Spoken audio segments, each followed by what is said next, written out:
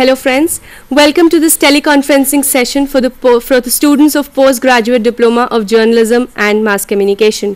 I am Sakshi Khindriya and today we are here to discuss on the changing role of news media. Today we have with us Professor Subhash Dhuliya, Director of School of Journalism and New Media Studies, IGNOU. We welcome you to our show, sir. Thank you.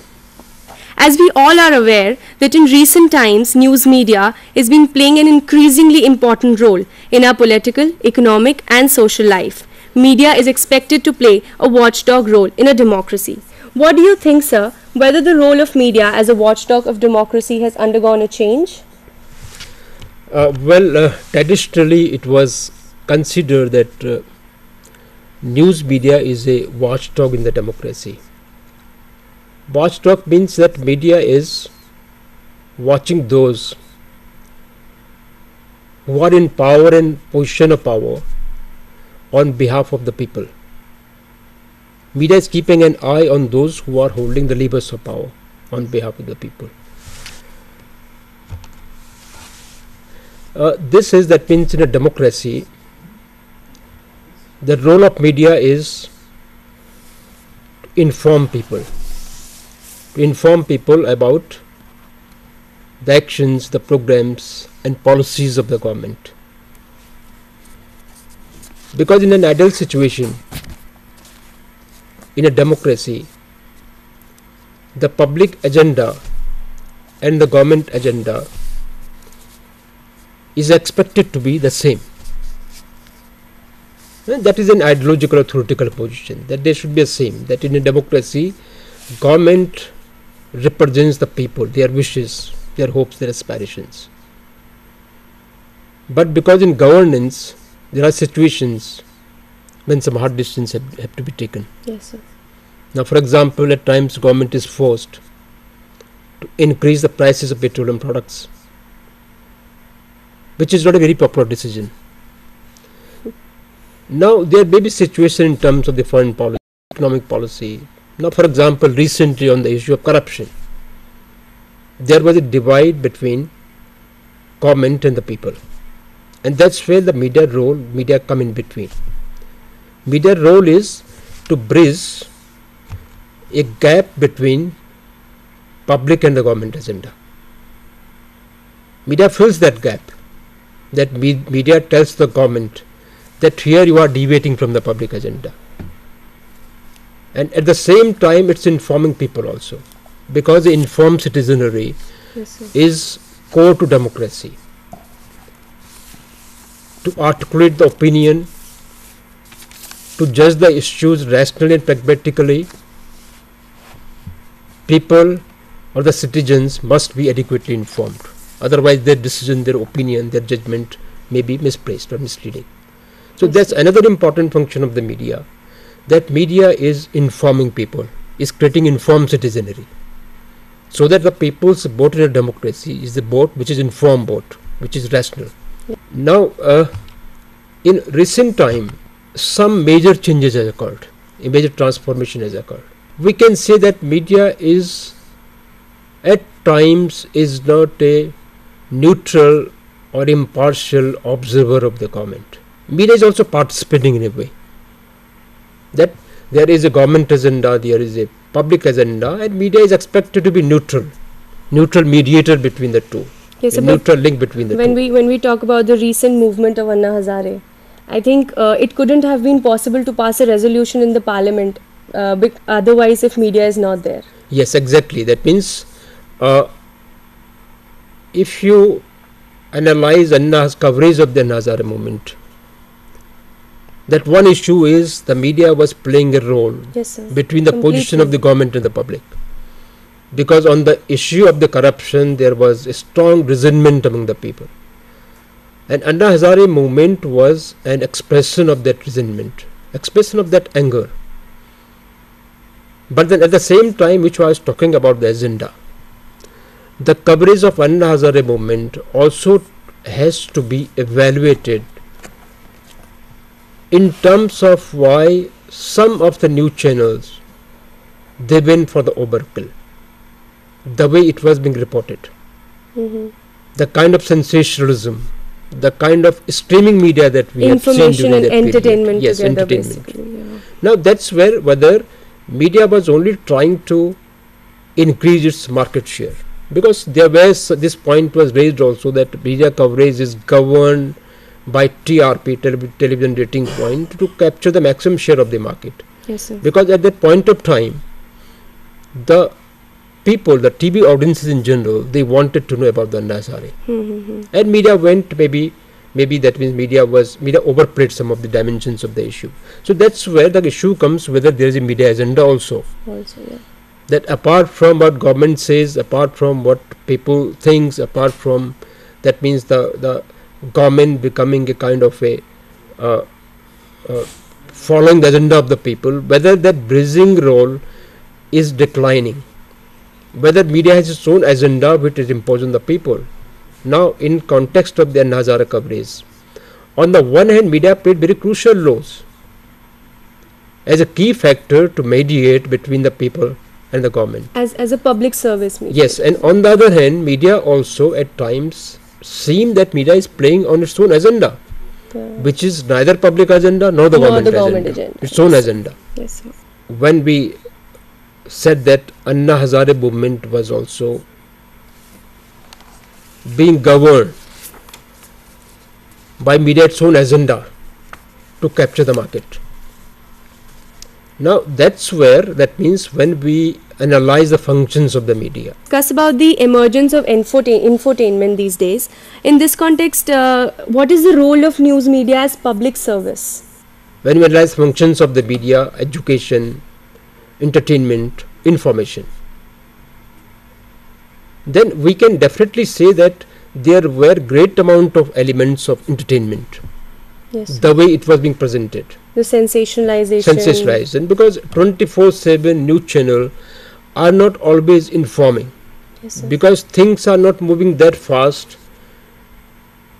the way the news media is moving. Yes, sir. And 24/7 news channels means you need great amount of news, great amount of information. So that's why there was disproportionate coverage also. Because media was just, they need more news, and they knew is that the people, audiences at that particular point of time, they are only, that means they want to watch television. They want to know what next. So on the one is that people genuinely wanted what next. On the other hand, media was also creating that position by extensive coverage. They were also creating a situation when people wanted what next. Because the agenda was set with the media only, Yes. that what they want to show and what people want to see. Yes, what next was, on the one hand people wanted it, and on the other hand media also created that impression that people, because of television, people wanted what next. So 24-hour people were watching those channels when they were reporting Anna Hazare. So that's where, when we say entertainment, that means somewhere the issues are being presented as if they are entertainment. And here when we say media role is education, entertainment, information, agenda setting, then there are situations when the element of entertainment, it becomes dominant in deciding and influencing the media content. Yes, sir. Now, news media is not forbidden to entertainment needs of the people. It's not forbidden. Traditionally also, generally we say that there are three streams in the news media. The page 3 journalism is a commonly used term. Yes, sir. Page 3 journalism, it pertains to entertainment. Now it's called page 3 because traditionally in a newspaper, page 1 used to carry the hard news, Information. the news of the day. That means what is happening in the country, across the globe. So in a daily daily newspaper, 24-hour cycle. What are the major events of last 24 hours? They were informing people. That was page 1 journalism. That means all major events of the day will be reported on page 1. On page 1, yeah. And then page 3 was actually page 3 at that time. Page 3 used to carry soft news, about the film stars, celebrities, something which is entertaining, which is interesting. But now we have complete different supplements Yes, for not entertainment. different. Now we can say page 3 is not page 3. Yes. Now page 3 is a we can say it's a proper noun. I think It's a something which is a stream of journalism. Yeah, I think Now- people buy Hindustan Times and Times of India to read HG City. Yes, and so some Delhi of these Times. supplements are page 3. Yes, That sir. is page 3 journalism. And page 7 journalism was page 7 at one point of time used to be the editorial page. That means the page which is carrying opinion, editorials, articles. Now these 3 streams was page 1 journalism means to inform people. Page 3 journalism means to entertain people. And page 7 journalism means to educate them. So first on page 1 you are informing people what are the major events of last 24 hours. Or in 24/7 channels you are continuously informing them what are the major events. Page 7 means you are analyzing it. You are presenting different perspective on that issue. You are educating people that these are the issues, these are the analysis, and they can form their own judgment. Yes, sir. So this is the people's judgment is based on first is the level of the information and the level of that knowledge that they acquire. And knowledge is acquired through editorials, articles, opinion writings. So do you think that in today's newspapers, like we cannot see a critically analyzed article these days? It's more of an opinion articles. We still see opinion articles, but we cannot see a critically analyzed write-up in a paper these days. It is somewhere missing. Well, in recent times, because of commercialization of media, and as I mentioned that now we are confronting a situation when there is a government agenda, there is a public agenda, and there is an agenda of media of its own. Yes, sir. And the critical journalism, it has declined substantially, we can say. Now one is that the political reality has changed. So media has also changed. Because 70s and 80s were the politics of very, very strong ideological conflict. And that was getting manifested in the media also. Now 90s onward, the political situation has changed. We have new economy, we have a booming middle class, we have a big market, we have now our economy has integrated the global economy. So these changes, they have influenced the media also. And parallel to these changes, there was an increasing trend of the commercialization of media. Now, because of the combination of these factors, the critical journalism did decline substantially. And today you will find that the stories which are very critical of the government, at times they are missing. But at the same time, we can say this is the era of the explosion in the news media. The media is offering you numerous choices. There are the magazines which are very theoretical, very critical. Yes, sir. So you have one option that you can choose what you want. But if we take into consideration a common reader or a viewer, who is generally a consumer or a reader or a viewer or a listener of mainstream media, they're the big media, then definitely the critical journalism in mainstream media has declined. And then because of that, because traditionally it was considered that media is a public service. Media is committed to public good. It is for the public. Yeah, media's role is to inform the citizenry. Media role is to present the major issues of the day, the major issues that have bearing on the lives of the people. Because newsworthiness of an event, primarily it has decided that how much it's going to influence the people, their lives, their culture, our nation, our society. And that's a key factor on the basis of which we evaluate newsworthiness of an event. And that's how media in a way set an agenda. Media tells us that what are the major issues of the day that you should think about. Now an event, it has not occurred for me if I am not aware about it. So there is a small world that is within the domain of our direct experience. We know what is happening in our neighborhood, what is happening in our place, what is happening in our town. But for the rest of the world, whatever information we get is through media. It's completely So an event has occurred only when it is reported by the media. Now these days in Libya, some major political events are occurring. Yes, yes. These events are occurring because media is informing us. If media is silent, for us, nothing has occurred. Nothing has occurred. So that's how media present the issues before the people also. That what are the major issues that they need to know, that they ought to know to become informed about the issues which are important issues. Yes. Those issues that have bearing on our national life, international life, on the lives of the people. So that's a very key role, that these are say 4 or 5 major events of last 24 hours that you ought to know about them. You ought to know about them for your own, that means they are your information needs. You ought to know about them to become a informed citizen. When we talk that media is educating the people, it is passing the information also with entertainment, right? So in that case, I think is it important that that information should only come with entertainment? Why not information come with information only? Why there has to be a content of sensationalization in it? As we discussed,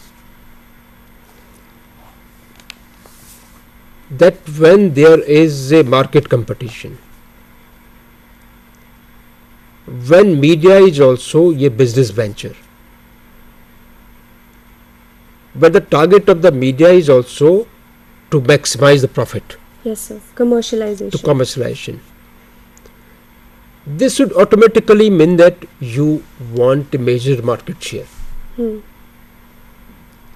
market share means you must have greater penetration among the audiences, whether they are the readers or they are the viewers. Now, because of this trend, a great mixed stuff has occurred. Information, education and entertainment. Yes, sir. Now every news product, every media product, it has the element of information, education and entertainment. Now for example, if we say a feature film is dominant entertainment. But again, the feature film also inform and educate us a lot. Definitely. If you are watching a Hollywood movie, then it's informing us a lot about the Western lifestyle, the Western culture, their architecture, everything. We get a great amount of information about the West if you are watching Western movies. And similarly, within our country, if you are watching a movie, South Indian movie, we get to know a lot about the South Indian culture. Yes. So that's where what I am saying is that even what is perceived as pure entertainment is not pure entertainment. It is a combination of 3 elements. But we can say a feature film is dominantly entertainment. And the dominant element is entertainment. And similarly, the news is also entertaining. Because at times it is very differentiate. It's difficult to differentiate between this is information, this is entertainment. Maybe if I am reading a serious article, serious discourse about some serious political issues, maybe I am getting entertainment. But we can say the dominant element of news is information. Information, yes. The dominant element. Yes, sir. Then the dominant element of page 7 journalism or article editorial is to educate. So to give them infotainment has to some extent blurred the lines between demarcation. Yes, now because of this commercialization, these lines of demarcation between information, education and entertainment, they somewhat got blurred now. Yes, sir. Now information is increasingly becoming entertainment. Okay, when we talk about progression, please explain the brief history of news media.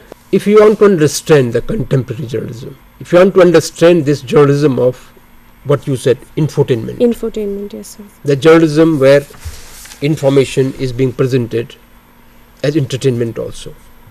Then briefly we can say, we can talk about the 4 phases of Indian journalism. During independence, the media was considered a mission. Yes, which sir. is fighting for the independence of the country. Country. Now, even at that time, there was, in fact, two media. One was media of the British-controlled media also during freedom struggle, which was supporting the business imperial rule. But there was a nationalist media, which was a kind of a crusader, which was fighting with the political movement for the independence. So there was a mission to achieve independence, and media was a equal partner in that. Yeah. And that was not objective journalism. That was not fair or balanced journalism. It was that we are fighting for a cause. So it was a kind of advocacy journalism. Okay.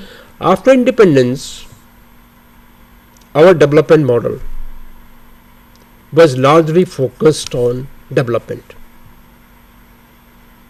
because the dominant concept was that political freedom is incomplete without economic independence.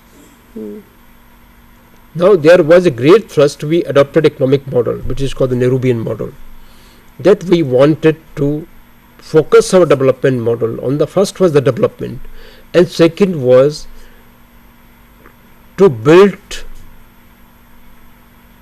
a self-sufficient economy. So development of self-sufficiency were major focus of the economic development, and media also played a great role in this development process. That was a phase when media played very, very important role against all kind of social evils, against untouchability, against sati pratha, Yes, sir. against dowry. So media was a crusader during that phase to fight against those social evils. Media was a key instrument to accelerate the process of development. Now that's what the phase, and then we can say in 70s, media was getting more mature. We had acquired a certain level of development also. So in 70s there was emergence of a professional journalism. And when we say professional journalism, then professional journalism means certain concepts that emerged. The pillars of the professional journalism were objectivity, accuracy, Clarity. fairness, balance. Balanced. That this is not mission, this is not only development, but this is a balanced and fair reporting. No, we are not taking sides. We are reporting an event as it occurred. We are reporting it objectively. We are incorporating all sides of the story, all stakeholders of any event that occurs. So there was emergence of professional journalism, and it is now in 90s when this new economy emerged, when we opted for the neoliberal economic reforms, emergence of the liberal economy. That means if we compare this economy with the economy, that model that we adopted after independence. After independence it was self-sufficiency. A lot of restriction on trade, a lot of licenses. It was called that a license permit trust. Yes, sir. It has shown negative attributes also. But then at that point of time, self-sufficiency was our cornerstone of our development process. Now a stage comes when we thought that we must open up. We must open up for the foreign trade, for the foreign capital, and in 90s we opted for the economic reforms that were targeted to build a free market economy. And with that economy also, there was that influence the media also. And because of that, a new kind of journalism emerged, which was commercialized media. Media as a business venture, media in the business of profit making, and then there was a market competition. And we can say in this phase, what I call it, a kind of a grave attention journalism. That at all cost you want to grab the attention of the people. By any means. By any means, we can say by any means within quote. That means we cannot say that entire media is totally uncontrolled or doing the same thing, but Yes, sir. a section of media was definitely totally uncontrolled and they wanted to grab the attention. A section of the TV channels, of course. Yes, sir. And this grabbing attention is the next phase of journalism, when you want to optimize your market share by violating the core concepts of the journalism. When in a way there is a death of the professional journalist. a section of the media, I'm not saying entire media, I'm saying Yes, section sir. of the media, Yes, sir. they least care for the objectivity or fairness or balance. At times, in recent times, that means recently, if you take the coverage of the Anna Hazare movement, in certain situations, media was taking a position. Media was not seeking information. Rather, media was collecting evidences. They were taking a position that this is a conflict between India versus the government. Yeah. And that India the against the race corruption. of being the first cracking the news. Yes, civil first, society. Yes, sir. That means you have presumed that this is a civil society. Mass upsurge, movement. One news channel said Agast Kranti. Now, Kranti or revolution, historically it has its own connotation. But when you are branding a movement, or we can say agitation also. Movement, whether it's a movement or agitation, that's also debatable. Yes, sir. Whether the people are agitating and really it was a well organized movement with certain political goals. Now that's where I think there is an increasing tendency to how to grab the attention. Now in this process, when we talk about this transformation of journalism, Yes, sir. now in a news, definitely we do, that means focus that news must be presented in an interesting manner.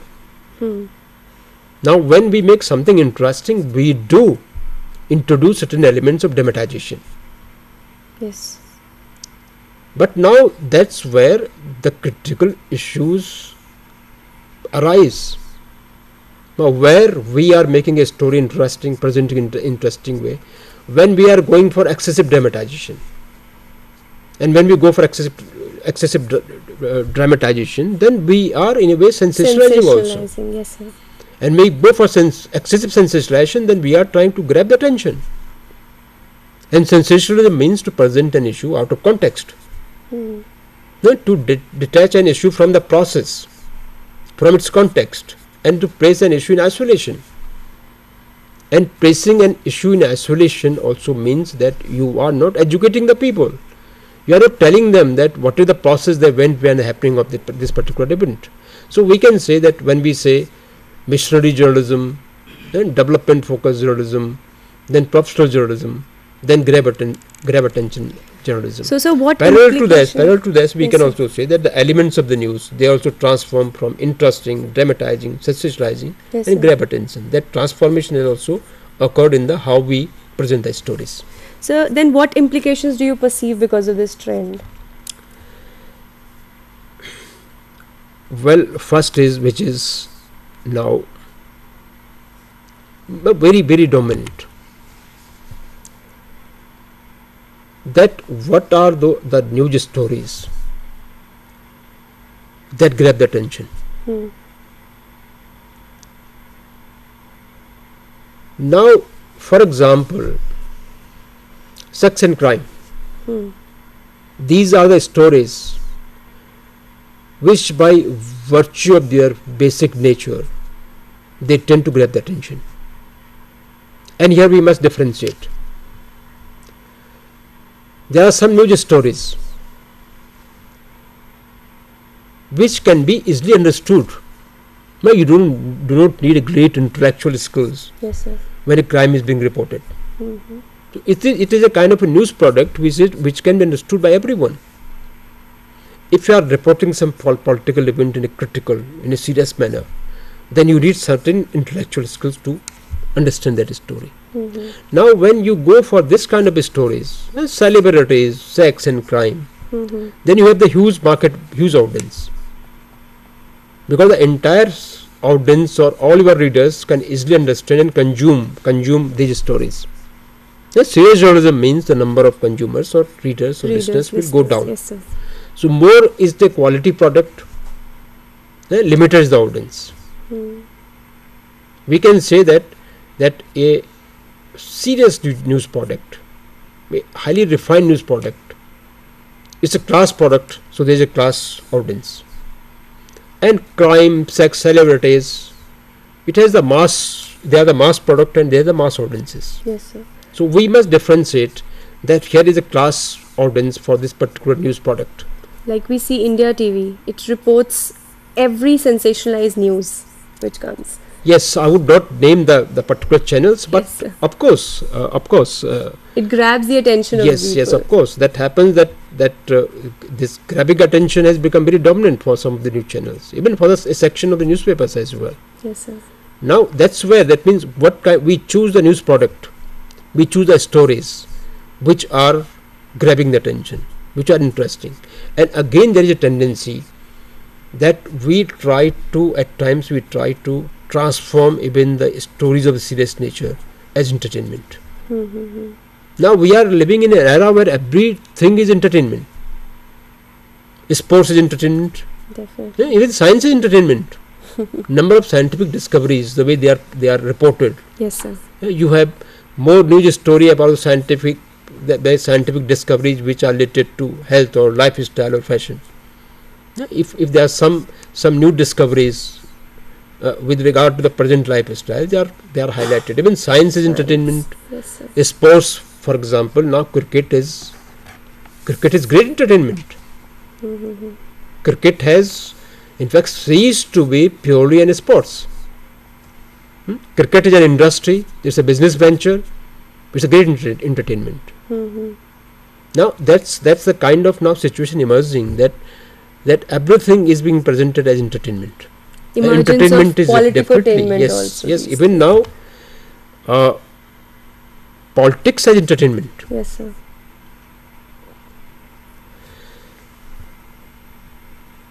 In print media, you have a choice. You have a choice whether you want to read a story or not. You have a choice. You have newspapers running into 40 or 50 pages. You have a choice to skip one page to another page. You have a choice to go to the entertainment, to go to the supplements, to go to the editorial page, to go to the Any sports page, page, yes, skip the sir. front page. You have a choice. But when you are watching television, you don't have that choice. You are watching what is being presented. And television is again the media that is more dealing with the heart than dealing with the mind. It's by very nature of that medium. Yes, sir. The print media is more, we can say, more dealing with your mind, and less with your heart. Television is more a media of the visuals. Because it affects the people. Yeah, it's more a media of emotions. Emotions. Yes, sir. No, you have to dramatize things. You want powerful visuals. In fact, there are situations when a very important news story is not reported adequately because there are no powerful visuals. And a story which is not that important, it get overplayed or it get extra coverage because there are very, very powerful visuals, juicy visuals, attractive visuals. So it's by its nature, it's the media of the emotions, it's the visual medium. And television is now, if you compare print and television, then television is increasingly tend to present politics also as an entertainment.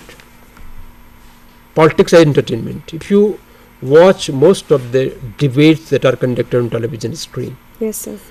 you will find that every panelist or people who are debating, they don't indulge in serious discourse. They are shouting, they are screaming Just to make that just to see that people should to see present their a spectacle rather than serious discourse. एक तमाशा पेश करना. Nothing comes out of that discussion. Nothing comes out. It's a tamasha. That means you are screaming, you are shouting, and you are trying to present entertainment. And then there is a tendency to pick up particular kind of the people for panel discussions. A particular kind of people who will present some entertainment. Now that is that tendency also. In fact, some of the politicians now they have even developed the skill that how to market them on the television screen. Yes, sir. A large number of politicians, they have developed these techniques. How to give a bite, where to pause, where to give a kind of a catchy phrase that television channels will pick up. Yeah. Sir, what can you please elaborate what will be trivialization of news? Well, trivialization is again, it is part and process of the same process. But just what we call dumbing down the major story. Trivialization. That the major stories are presented in a very serious, non-serious manner. Again, I will repeat that sometime presenting a news story totally out of context. not informing people that in what context this particular event has occurred. Now, trivialize means you are reducing the seriousness and making a news story which is more sellable. Sellable means which will grab the attention of the people. So that trend is now. Trivialization means just not giving the kind of importance that a news event demands. To dilute everything, to make it interesting, to make it entertaining, to dilute the real content of the news story. So, sir, how would you place media as fourth estate of democracy? Do you think it has undergone many changes? Well, when we say fourth estate of the democracy, so coming back to the original point, the debate from where we started. In a democracy, we say democracy is as the fourth estate, fourth pillars of the democracy. The executive, the government, the legislature, the parliamentary state assemblies, the judiciary, high court and Supreme Court and high courts and lower judiciary, and the press, the media, the news media. Now, news media is the fourth estate, is the fourth pillar of democracy, because news media is the critical to bridge the gaps. When we were discussing the watchdog journalism, the same point, that means the media is the key instrument to inform the people. Key instrument, key platform that to inform the people, to develop an understanding in their minds, to be a watchdog of even executive, legislative, even the judiciary. Because without a watchdog, without media keeping an eye on the government, the democracy is incomplete. Because democracy means democratic discourse. Democracy means free flow of news and information. If people are not getting the news, if they are not adequately informed, then democracy is incomplete. So that kind of information, flow of information is very, very crucial. Otherwise, democracy is incomplete. People without information cannot articulate their collective views. And without expressing the collective views, democracy is incomplete. Yes, yes. And media is a platform where people can articulate their collective views. Now, for an individual, at our home, we may keep on criticizing the people. We are interacting with our neighbors, we can criticize the government. But the point is that when that criticism is organized, when that criticism is getting mass audiences, that's the key for functioning of a democracy. So, do you see media as a phase of transformation, a new age? Well, we can say, for example, we were talking a lot about the television channel. Now, this is in 90s, and in last one decade, explosion of the news media has occurred. Yes, sir. We can say that this is, for example, if we take television news industry,